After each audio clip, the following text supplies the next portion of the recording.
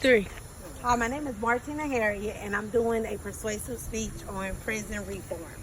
While we may not see it in our day-to-day lives, there's a constant growing population within our South Carolina prison systems. There are currently over 7,577 inmates currently incarcerated as of 2018 statistics from the South Carolina Department of Corrections. Of that amount, approximately 2,782 are black men, 187 are black females, 2,390 are white males, 686 are white females, 131 are other males, and 11 other females. As you can see by the numbers, the majority of the races that are affected the most via the prison system. Guess who's responsible for paying for the upkeep of these inmates? Innocent taxpayers like me and yourself. I feel as if there can be a better way to handle crime and incarceration in South Carolina. Some may ask the question, how? We can simply do this by redirecting our focus on the rehabilitation of nonviolent inmates rather than punishing them for such a long time. If we focus on the cost of the inmate, rehabilitating the inmate, we can stop the increase of recidivism. And last, increasing the education of the inmate. First, let's take a look at the cost of housing an inmate.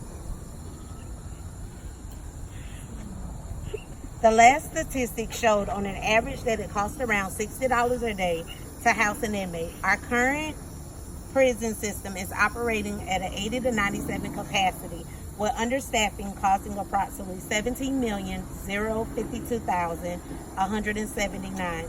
Overcrowding of the prisons are costing the price to house an inmate to go up.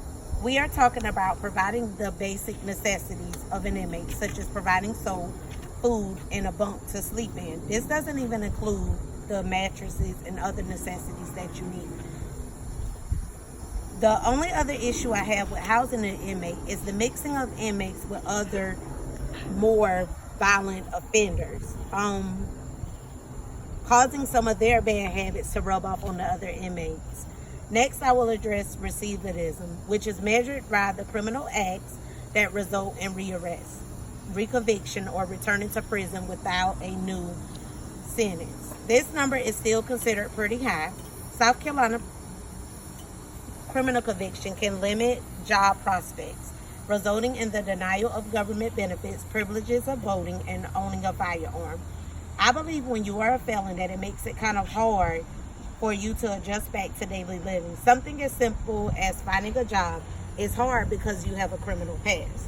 The strategy of how we can make it easier on inmates is by getting them the resources they need in order to get back out in the world, such as programs like college funding for them to get a trade so that they can step out and get their own businesses instead of just throwing them out on the streets, leaving them to find themselves.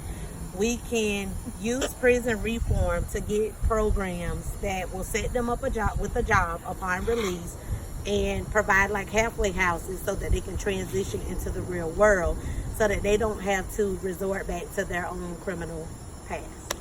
And that's my persuasive speech for public speaking.